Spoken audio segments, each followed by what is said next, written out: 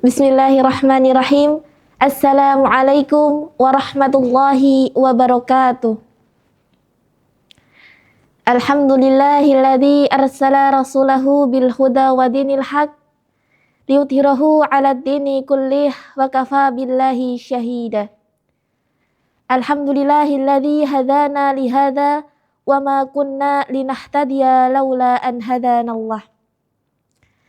Asyhadu an la ilaha illallah wa asyhadu anna Muhammadan abduhu wa rasuluh la nabiyya wa la rasula ba'dah, amma ba'du. Ma'asyiral muslimin rahimakumullah. Pernahkah saudara mendengar pernyataan dari Dr. Andes Muhammad Hatta yang mengatakan jika kamu mendidik satu orang laki-laki, maka kamu mendidik satu orang. Dan jika kamu mendidik satu orang perempuan, maka kamu mendidik satu generasi. Ya, ungkapan tersebut menegaskan bahwa perempuan memiliki peran fundamental yang kuat dalam membangun peradaban. Untuk menciptakan suatu peradaban, diperlukan perempuan-perempuan yang cerdas supaya mampu melahirkan generasi-generasi penerus yang berkualitas. Ma'asyiral muslimin rahimakumullah. Allah Subhanahu wa taala berfirman dalam Quran surah An-Nahl ayat 78 yang berbunyi, A'udzu billahi minasyaitonir rajim. Wallahu akhrajakum min butuni ummahatikum la ta'lamuna syai'aw wa ja'ala lakumus sam'a wal absara wal af'idata la'allakum tashkurun. Yang artinya sesungguhnya Allah mengeluarkan kamu dari dalam perut ibumu dalam keadaan tidak mengetahui sama sekali. Dan Allah memberikan kamu penglihatan, pendengaran, dan hati nurani supaya kamu mensyukuri nikmat Allah. Ma'asyiral muslimin rahimakumullah. Dalam Islam, kedudukan peran antara seorang laki-laki dan seorang perempuan memiliki peran yang sama dalam membangun peradaban. Bahkan sejarah mencatat banyak tokoh perempuan yang berpengaruh besar terhadap perkembangan Islam pada masa Jazirah Arab. Salah satu sosok inspiratif yaitu Aisyah radhiyallahu anha, binti Abu Bakar radhiyallahu anhu. Ia dikenal karena kecerdasannya serta karena kontribusinya dalam membangun peradaban Islam karena pemikiran-pemikirannya yang melampaui pada masanya. Sebagai istri Nabi Muhammad Sallallahu Alaihi Wasallam, Aisyah dianugerahi berbagai macam keutamaan. Nabi Muhammad Sallallahu Alaihi Wasallam menggambarkan keutamaan Aisyah radhiyallahu anha dibandingkan perempuan-perempuan yang lain, yaitu ia layaknya sebuah sarip, yaitu makanan yang dicelupkan dalam kuah dibandingkan makanan-makanan lainnya. Maka setelah wafatnya Nabi Muhammad Sallallahu Alaihi Wasallam, Aisyah menjadi sumber utama rujukan dalam memahami Al-Quran dan As-Sunnah karena kecerdasan Aisyah radhiyallahu anha.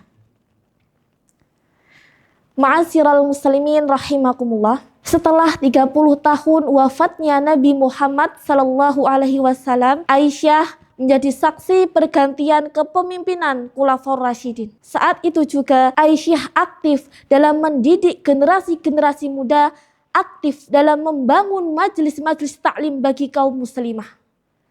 Maka sejak saat itu banyak orang yang ahli dalam bidang fikih, dalam bidang ilmu Al-Quran dan tafsir, dan masih banyak lagi berkat dari kecerdasan Sayyidina Aisyah radhiyallahu anha. Bahkan banyak ulama yang menjadi saksi tentang kecerdasan Aisyah radhiyallahu anha. Ibnu Katsir menyebutkan belum pernah melihat sosok perempuan yang memiliki kecerdasan yang luar biasa, ilmu yang luas, daya ingat yang tajam seperti kecerdasan Aisyah radhiyallahu anha. Imam Al-Zuhri mengatakan bahwa kecerdasan Aisyah radhiyallahu anha dibandingkan perempuan-perempuan yang lainnya, dibandingkan Ummul Mukminin, maka kecerdasan Sayyidina Aisyah radhiyallahu anha lebih unggul. Ma'asyiral muslimin rahimakumullah. Aisyah radhiyallahu anha tidak hanya dikenal sebagai sosok intelektual muslim perempuan, tetapi juga dikenal sebagai orator ulum yang berani mengeluarkan kebenaran, yang berani mengutarakan kebenaran. Maka setelah Nabi Muhammad SAW wafat, Aisyah menjadi sumber utama rujukan dan periwayatan hadis Al-Quran. Dan ilmu-ilmu lainnya seperti ilmu fikih, retorika dakwah, dan bahkan ilmu kedokteran. Ma'asyiral muslimin rahimakumullah. Kedekatan Aisyah radhiyallahu anha bersama Nabi Muhammad sallallahu alaihi wasallam selama kurang lebih 8 tahun memberikan bahwa ia salah satu menjadi sosok pewaris perjuangan Islam, menjadi sosok pewaris sejarah perjuangan peradaban Islam. Maka kisahnya Siti Aisyah radhiyallahu anha tersebut membuktikan bahwa Islam sangat mendukung umat muslimah dalam hal menuntut ilmu dan dalam hal berdakwah. Dan justru Islam tidak membatasi muslimah untuk menuntut ilmu dan untuk berdakwah. Karena ilmu sangat penting bagi seluruh umat muslim.